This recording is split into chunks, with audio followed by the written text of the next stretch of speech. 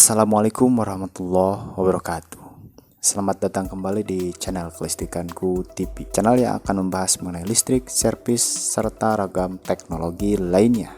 Oke, pada kesempatan kali ini kita akan mencoba membahas dan mempelajari bareng-bareng cara kerja pada rangkaian kelistrikan mesin cuci. Sebagaimana kita ketahui bahwa mesin cuci ini terbagi menjadi dua jenis, yaitu mesin cuci manual dan otomatis, atau yang 2 tabung dan 1 tabung. Kedua mesin cuci ini memiliki rangkaian kelistrikan yang jauh berbeda. Tentu kelistrikan mesin cuci otomatis yang dibekali dengan 1 tabung memiliki rangkaian kelistrikan yang lebih rumit. Sedangkan rangkaian kelistrikan mesin cuci manual atau 2 tabung itu cukup mudah. Dengan mempelajari cara kerja rangkaian mesin cuci manual pada video ini, insya Allah sobat pasti langsung paham bagaimana cara kerjanya.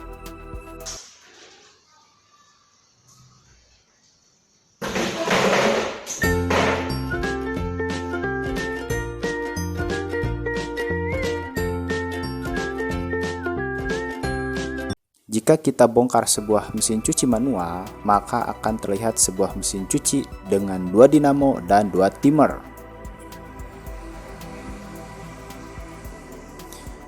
Dinamo untuk pencuci, dinamo untuk pengering, timer untuk pencuci, dan timer untuk pengering.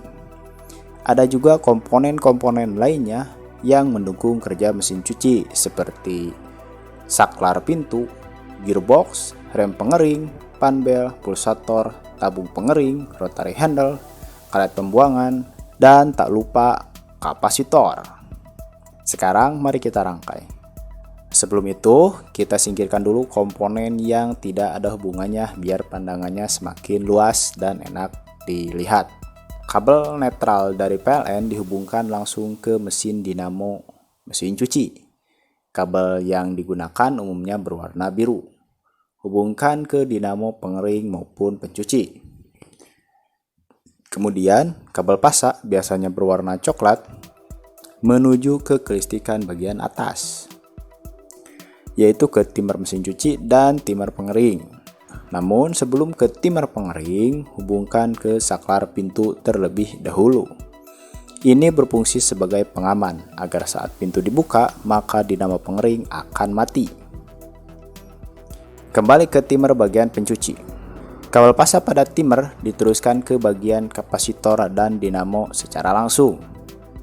Perlu diketahui, kontak hubung pada timer pencuci bermacam-macam. Ada yang berjumlah 3 kabel, 6 kabel, dan 7 kabel. Bagaimana menentukan kabel yang menuju ke dinamo? Kabel yang menuju ke dinamo dan kapasitor biasanya lebih panjang di antara jenis kabel lainnya. Kabel yang lebih pendek dihubungkan ke bagian rotary yang mengatur frekuensi pergantian putaran dan pembuangan air. Meskipun warna kabel setiap brand mesin cuci akan berbeda-beda, umumnya kabel untuk ke bagian dinamo itu berwarna coklat, merah, dan kuning. Kita ambil kabel merah terlebih dahulu. Hubungkan ke kapasitor dengan warna yang sama, ke dinamo pencuci juga. Kemudian kabel kuning diteruskan ke bagian kapasitor dengan warna yang sama dan dinamo juga. Pada bagian timer pengering, kabel pasak diteruskan ke dinamo dan kapasitor sekaligus. Dari kapasitor diteruskan ke dinamo, dari kapasitor diteruskan ke bagian dinamo. Cara kerja. Ketika steker kita colokkan ke sumber listrik, maka arus listrik netral langsung menuju dinamo pencuci maupun pengering. Sedangkan arus listrik pasak menuju ke bagian atas, yaitu ke timer pencuci dan saklar pintu. Oke, mesin cuci siap digunakan. Misalnya, kita mau mencuci baju. Masukkan air, deterjen, dan baju yang sudah disesuaikan sebelumnya. Kita mulai proses pencucian baju dengan memutar timer pencuci sesuai kebutuhan. Maka timer mesin cuci bekerja mengatur proses putaran pada dinamo motor listrik, sebab arus listrik akan mengalir pada kabel berwarna merah dan kuning secara bergantian. Ketika kabel merah yang dialiri listrik, kabel kuning kapasitor akan menjadi starting.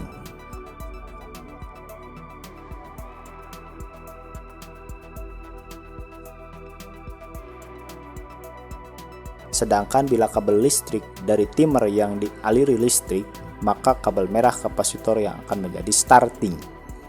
Hal ini yang menjadikan putaran dinamo akan berputar bolak-balik. Oke. Ketika timer sudah kembali pada posisi off atau 0, maka proses pencucian sudah selesai.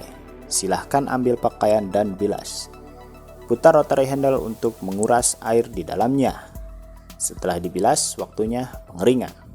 Silakan masukkan pakaian yang akan dikeringkan ke bagian tabung pengering. Putar timer pengering. Maka apa yang terjadi? Dinamo tidak akan berputar. Sebab kita harus menutup dulu pintu bagian pengering. Sebab adanya saklar pintu ini. Tutup dulu penutup pengering, baru arus bisa masuk pada timer. Ketika arus listrik masuk ke timer dan timer dalam kondisi on, maka listrik akan langsung menuju ke dinamo pengering.